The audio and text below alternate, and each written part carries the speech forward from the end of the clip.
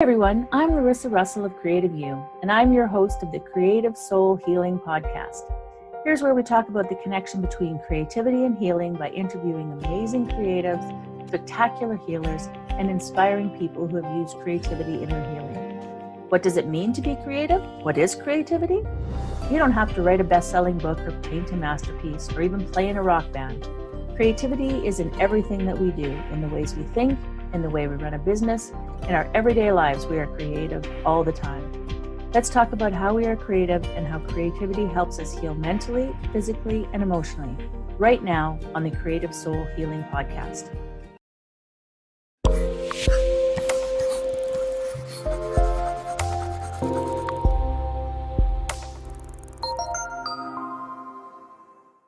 Hi everyone, Larissa Russell of Creative You Healing, and welcome to the Creative Soul Healing Podcast. Today I have with me Carol Dickson-Carr. When people ask Carol what she does for a living, she simplifies by saying, I teach people stuff. Teaching is her passion. She currently teaches economics and workplace writing at Southern Methodist University, and her teaching doesn't stop on campus, or do the subjects. She has a passion for things that keep her sane, such as music and movement, and they started out as hobbies but became moneymakers in private music lessons, play shops, and fitness. Her days are never dull. So welcome, Carol. Thank you, Larissa. I'm happy to be here. I'm so happy to have you here. So can you share some of your story and your path that's brought you here? Yeah, that's a long story. Let's see how we start. I can rewind back to right after graduate school when I was feeling super restless. And I even in graduate school, I'm like, I don't think this is it for me. I'm just trying to make people happy because they see this analytical left brain girl and figures that's what she's supposed to do to make the money, that kind of thing. Oh, just do music as a hobby, blah, blah, blah. And and I followed that path for 13 long years. And I was miserable. I went through a whole lot of trials and tribulations on that journey with depression and not feeling worthy and just being in an environment where my talents weren't appreciated. And I knew that there is a more holistic view to how I could approach life, that I was feeling stifled in that environment. And it really wasn't until I moved to Dallas where I had some autonomy at the university. But even then, I'm like, I still want to do more stuff. I don't want to quit this job because all the other jobs, I'm like, oh, after like 2 years, I'm like trying to get out. But usually I'll last about 5 and then I'm like, I'm out of here. But I've not wanted to leave the university because I have a lot of autonomy and a lot of freedom to create my own curriculum and that kind of thing, but it's still more left brain than right brain. There's some creativity, and we've had this conversation, there's creativity and everything, but there's some traditionally creative stuff that I can do there, but it's not to the extent that music and movement, they just really, like the lady you had on, she might have been the most recent one about dance. Jordan Wentz, yeah. Yeah, when I heard her, I'm like, yeah, I get that totally. That's, it's a saver. So I used to do that more for hobbies, and then I got into the music stuff in 2012 on a whim, because back in 2010 I applied and I'm like, I don't have a music degree. I just have passion and some talent, and I love to teach. And then I let Selfdoubt when they said, okay, we'd like to interview you, and I didn't reply. That was 2010. And then I came back. Then when I was actually on an off campus, I was in New Mexico, and that little niggling was saying, hey, you really do want to teach music lessons, don't you? Yes, I do. So I paused. I paused my lecture prep and I said, well, let me reactivate that application. And then by the time I got back to Dallas, they did interview me and they saw how passionate I was. And I was already volunteering for the kids choir. I was the choir director for the youth choir at the church I was at the time. And I think the passion just shone right through. And I was like, oh, I don't have a music degree. What am I doing here? But then when the 5-star reviews started showing up on the site, I started to get a cycle of confidence in that. It started there. So that was like, yeah, gosh, I was 45 then. So it took me a bit to think about doing what I'd actually like to do on top of what I feel like I had to do. And now I feel like So, and I even now have a grader, so I don't have to do all of the grading because that was the most tedious part of my, my university gig. So, yeah. And then in the last now it's coming up on 4 years ago when I was tired of the instructors canceling. I'm like, this is my medicine. I need to move, and people were canceling. So I remember Facebook messaging the area manager of 24-hour fitness at the time, because that was the gym I belonged to. Hey, what's a girl got to do to teach here? So on a whim, I said, do you need a certification to do dance fitness? I can do dance fitness. I don't have a Zumba cert, but I can do hip hop. So it's just like, all right, get a couple of routines together. And so I tried, and she only gave me a week. So I didn't get it the first time. I'm like, I'm not giving up. And so I went back and auditioned again, and she gave it to me. So yeah, and I was pushing 50 then. So I'm just like, goodness, girl, better late than never. So that's kind of that journey too. It's so true that when we are meant to do something, it's just going to keep coming back. And that self-doubt is, and we'll talk about that a little more, but that self-doubt that gets in our way, if we're meant to do it, it's going to keep coming back to you. So eventually you just got to just step into it. Yeah, absolutely. Because then back by 2018, I was like, I'm still restless. It's so funny. And then I had a coach help me. She goes, well, you need to do, because you're waist deep in personal development. Because I got my coaching, I got the coaching background from 2004. I didn't rewind all the way back to that, but that was, yeah. Because in my first or second episode on my podcast, I talk about that journey of yikes.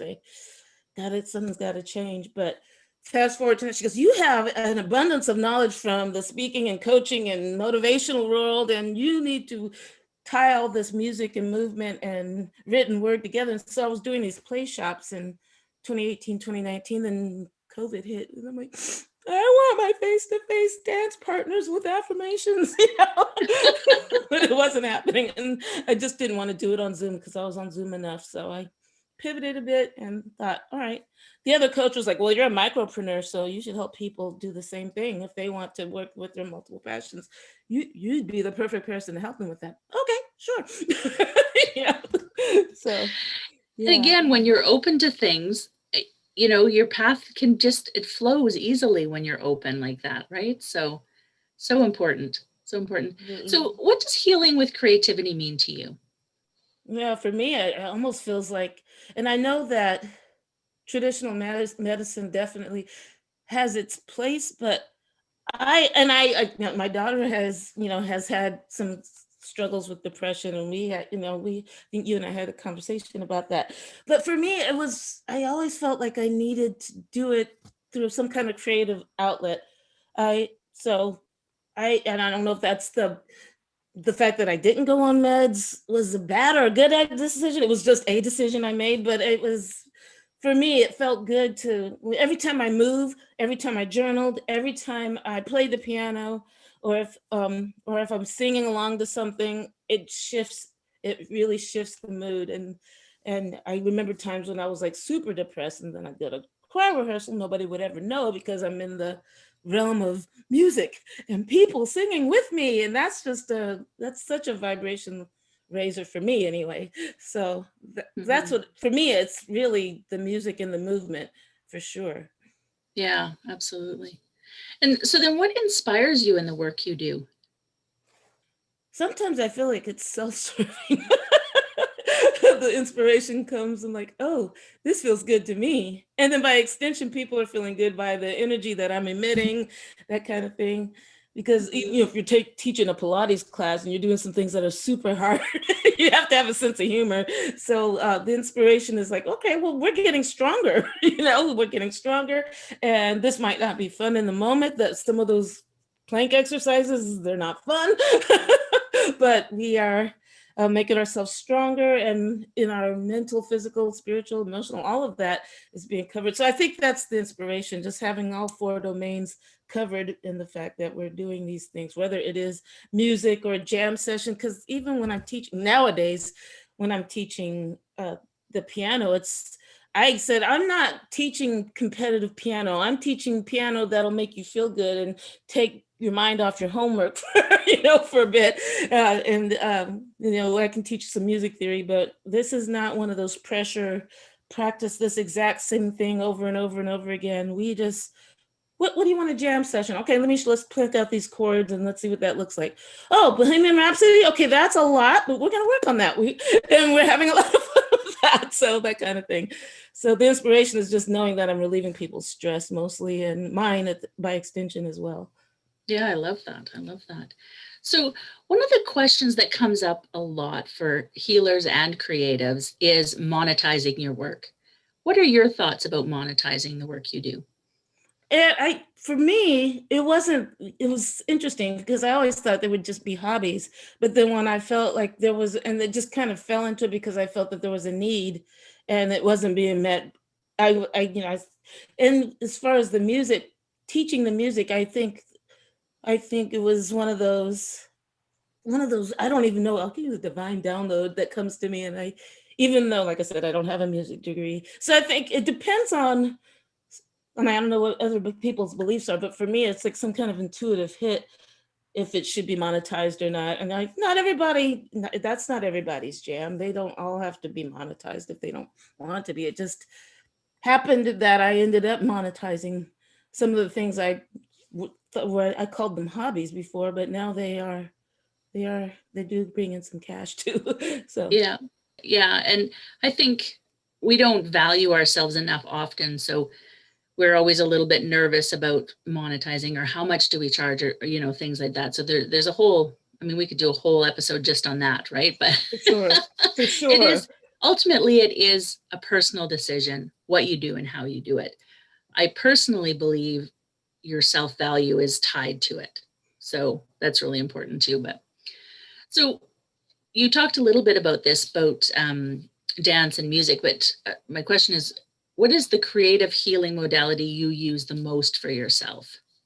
Oh, it's definitely the music, whether it's yeah, because I remember Wednesday I was having a day. I'm like, this day is not getting any better until my piano student came. And then I told Alexa to play the songs and I started singing and washing the dishes. And then I'm like, I've always paid attention to the vocals. I wonder how you play the accompaniment. Pause. Got one to the piano. And then I started. Yeah. So I think music, because I was really having a day up until I was like, oh my gosh, this day started off bad and it was getting worse and worse. And then she came over. We were masked and, we were facing different. She was on her keyboard. I was on mine. But yeah, that was a shift for me. And I said, I know that I could be doing class prep, but right now I need to figure out these chords for this song because this feels good. So I think music is definitely that. Yeah. And I think when you find that thing for you, that you can step out of whatever you're feeling, whatever, it's so important. And you found that in music, which is great. Yeah. What would you say you're the proudest of in your life? That's a good question. What am I proud of? Because I think sometimes I think about things that are an extension of me as I watch my daughter, because she's overcome a lot.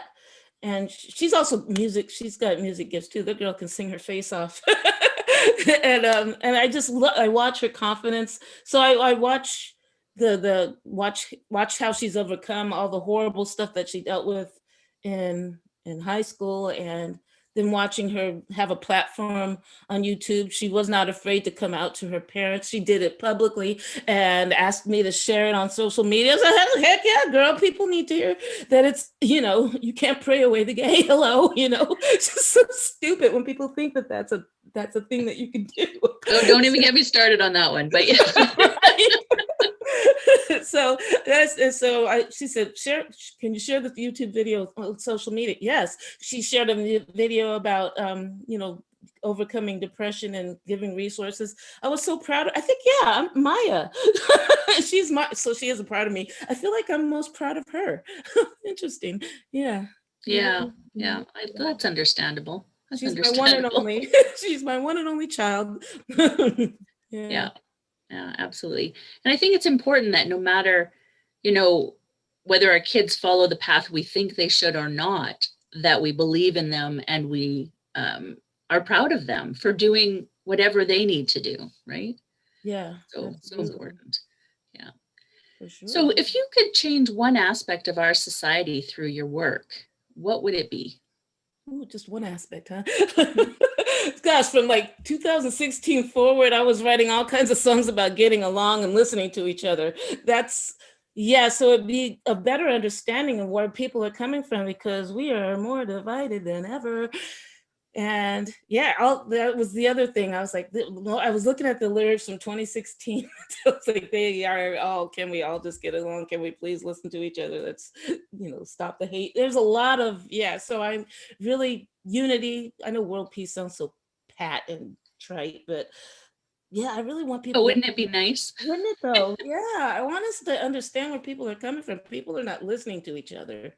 And I think that's a problem because everybody has their own filters and come froms. And if people could just sit and listen and understand where they were coming from instead of just making these assumptions, I think we could save a whole lot of hurt and turmoil. Well, even though I know hurt people, and that's a vicious cycle if they don't have the self-awareness. But so maybe self-awareness as well too. Self-awareness and the ability to get people to listen to each other. I love that. I love that answer. So we talked a little bit about this earlier, but struggling with imposter syndrome in your work, right? And you mentioned it. How have you worked your way through it? I know, and I wish I could say it was just like a miraculous thing. I felt like I was always overcompensating to make sure that I serve. I always want to serve the clients. It's one thing when you're just creating just to feel good and you're not going to show it to anybody or have anybody listen to it unless they happen to be in the room kind of thing versus wanting to serve your clients or your students. And so I went waist deep and I was like, let me get some instruction too, because, I was self-taught in a lot of ways. I'm going to get some instruction. So I can at least be this much ahead of the person. So with the music theory and that kind of thing. And then I the positive reinforcement that I got from that. So intuition, I think, over time, I think was mostly intuition and I knew I had a gift of reading people. And if this technique didn't work, I would shift midstream. So I think intuition helped with that. And yeah, and honestly, seeing the 5-star reviews on the site, I'm like, okay, I'm doing something right. Yeah. That does help, doesn't it? When other people go, yeah, she knows what she's talking about. Yeah, that does help. Yeah. And I think, as women, I think we kind of over deliver on purpose because there's an expectation. I think that's, anyway. Yeah. I could go on and on about expectations of women and Black women in particular. So absolutely. I'm not gonna go down that rabbit hole because we'll be here for a while. So do you have an inspirational quote that you live by? I have, there's one that was, that I posted. I don't know the whole length of it, but Marianne Williamson's one about showing up and shining. I could probably dig it up on Facebook and because that's where it is in my profile. There's also one about showing up as who you are. George Washington Carver had a good one too, but I can't remember them. I just only remember the essence, like the Marianne Williamson one that they think Nelson Mandela did it, but it was actually, I think you know what I'm talking about. Yeah, our darkest fears or something about, it's like, who are we to be awesome? Who are we not to be? I honestly don't remember the quote, but I remember the essence. It's like, show up and shine. It's okay because you give other people permission to shine as well. That's one of the best. I was just going to, our deepest fear is not that we are inadequate. Our deepest fear is that we are powerful beyond measure. It is our light, not our darkness, that most frightens us. Yeah, absolutely. Definitely. Yeah. There was one that, and I can't remember, there was that one. And there was, it was another one that was tied to, showing up and being who you are. And I'm having a brain fart, like a massive brain fart. Well, if you think of it, let us know and we can add it in the notes. Yeah, that would be great. Yeah, and actually my cousin had tagged me on something. Let me see. Yeah, here's George Washington Carver. There it is. So since new developments are the product of a creative mind, we must therefore stimulate and encourage that type of mind in every way possible. And that's George Washington Carver. Yeah. And I think ultimately it all comes back to being our most authentic selves. Right? Absolutely. As we can step into that, it just frees up everything else. Definitely. Yeah. So is there anything else you'd like to add that we maybe haven't discussed? I know you have a free gift for people, your career personality quiz. Yeah, and I also just recently created the Facebook group for the podcast, Managing Your Multi-Passionate Life. So we can have conversations about the episodes. And I don't think I sent that to you because I had created it after the fact. But since my podcast only has 6 episodes and you're episode 5, but I want to get that. Well, by the time this episode airs, you'll be a little further along. But yeah, we'll definitely add this a link to that as well, because I really did appreciate being on your podcast. I thought it was really great. So yeah. I've shared that as well. So yeah. Is there anything else you would like to add for today? Yeah, I think generally speaking, listen to your heart and your intuition, because it usually steers you in the right direction. And sometimes people wonder, is this wishful thinking? Is this dreadful thinking? Or is it, I think what you need to do if you're not sure if it's wishful thinking or dreadful thinking is start thinking or feeling, start also feeling, feeling kind of how does it feel in your body as you think about these decisions and the things that you decide to do in life. Because if you are if you're in tune with your physical feeling when you have these thoughts, then you'll know that you're making the right decision. And even with a quote unquote wrong decision, it's also a learning decision. So I say, and it took me a long time, I say there's no failure, just feedback and lessons, or blessings, blesson, blessings and lessons. Yeah. So yeah, I call it failing forward. Yes. You don't make much movement if things come easily, right? So right. You're gonna, that worked, all right. And then, but if you fail at something, then you're like, well, what do I have to do to change that? How can I move forward? And man, you learn a lot from those failures. So for sure, absolutely. I think about some of the things that I used to be. Oh, that's the other one. The 11th commandment is thou shalt not beat up on oneself. I used to violate that one all the time. It's like the things that I would call myself, I would never call anybody else. I thought about that. I'm like, shift that language. Up until now, I did this thing that didn't make the most sense, but now I have learned that doesn't make the best sense to do whatever silly thing that I did, or I think I might have ADHD and I'm not diagnosed, and that might be part of it. I don't know. The shiny object syndrome can get me, so I'm easily distractible. So my task lists keep me on task, so I don't drop any of the plates. So it's been mentioned to myself as well that I may have that, but yeah. I just like a lot of things. I like to be, try this and try that. Yeah. Yeah. For me, it's good for the soul. I don't know how to just do one thing for the whole entire day. I think that would be like a prison for me. Yeah, I can't even imagine it. I can't, but I want to thank you so much for being here. Yeah, thank you for having me. I appreciate it. Yeah. And to our listeners, we will see you again next week. And in the meantime, I wish for you amazingly creative days. Are you a daily journaler? Do you want more creativity in your day? We have 2 great creativity journals to start your day with. One for people who already have a journaling practice, and one for people who are new to journaling. Both are an amazing way to start your day. Both make the perfect gift for a person in your life. Check out Have an Amazingly Creative Day and How Do I Have an Amazingly Creative Day? Both currently available on Amazon. Click the link below to purchase yours now.